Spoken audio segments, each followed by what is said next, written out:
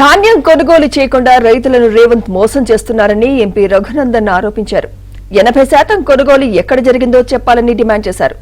కొనుగోలు కేంద్రాల దగ్గర రేపటి నుంచి రైతు గోస బీజేపీ భరోసా పేరుతో యాత్ర చేపట్టబోతున్నామంటున్న ఎంపీ రఘునందన్ రావుతో మా ప్రతినిధి రాజేష్ ఫేస్ టు ఫేస్. రైతు గోస బీజేపీ భరోసా పేరిట రాష్ట్ర వ్యాప్తంగా వడ్ల కొనుగోలు కేంద్రాలను విజిట్ చేయాలని చెప్పి భారతీయ జనతా పార్టీ నిర్ణయించింది. దీనిపై మనతో మాట్లాడడానికి భారతీయ జనతా పార్టీ సీనియర్ నేత ఎంపీ రఘునందనరావు గారు మనతో పాటున్నారు. సార్, ఒకవైపు ముఖ్యమంత్రి గారు దాదాపు 80% పైగా వడ్ల కొనుగోలు జరిగిందని చెప్తున్నారు. మీరేమో రేపటి నుంచి రాష్ట్ర వ్యాప్తంగా కొనుగోలు కేంద్రాలు విజిట్ చేపడుతున్నారు. ఎట్లా చూడవచ్చు? ముఖ్యమంత్రి గారు చెప్పినటువంటి గణాంకాలని మనం గమనంలోకి తీసుకుంటే ఇప్పటి వరకు 45 లక్షల మెట్రిక్ టన్నుల వడ్లని కొనుగోలు చేసినాం. ఇది తెలంగాణ రాష్ట్రంలో పండిన పంటకి దాదాపు 80% వరకు మేము కొనుగోలు చేసినామని చెప్పి ముఖ్యమంత్రి గారు చెప్తా ఉన్నారు.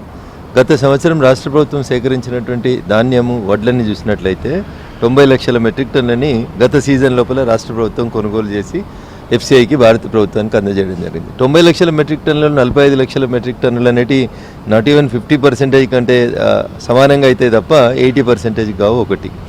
రెండవది, ఈ సంవత్సరం పంట 90 లక్షల మెట్రిక్ టన్నులు కాదు, ఆల్మోస్ట్ 1 lakh మెట్రిక్ టన్స్ కంటే ఎక్కువ పండింది అనేది రైతన్నలు ఫీల్డ్ మీద మేము తిరుగుతున్నప్పుడు మాకున్నటువంటి సమాచారం.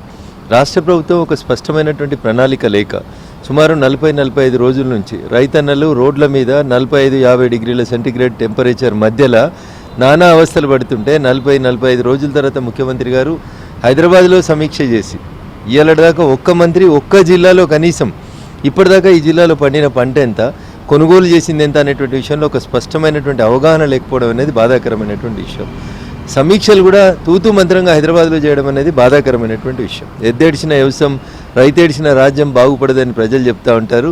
ఊర్లలో నానుడి ఉంటుంది. కాబట్టి ఆ నానుడి ప్రకారం రాష్ట్ర ప్రభుత్వం చేస్తున్నటువంటి విధానం వల్ల రైతులకు పడుతున్నటువంటి గోసను అర్థం చేసుకొని భారతీయ జనతా పార్టీ రాష్ట్ర ప్రభుత్వం మీద ఒత్తిడి తేవాలనేటువంటి ఉద్దేశంతో రేపటి నుంచి 3 రోజుల పాటు బస్ యాత్ర నిర్వహించాలని తలపెట్టడం జరిగింది.